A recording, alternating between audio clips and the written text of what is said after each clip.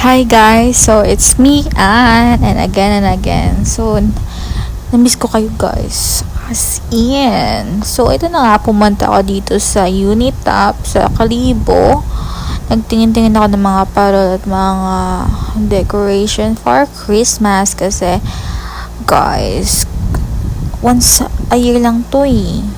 Pero ayun na nga, pumunta ako dito sa Unitap at nagtingin-tingin.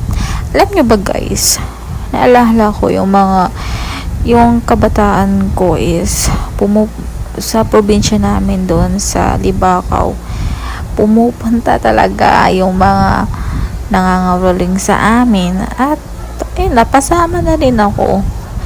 At lahat ng nangangaroling ay may grupo-grupo. One time nga guys, alam nyo ba, habang may kumakanta, tumatambol, yung ibang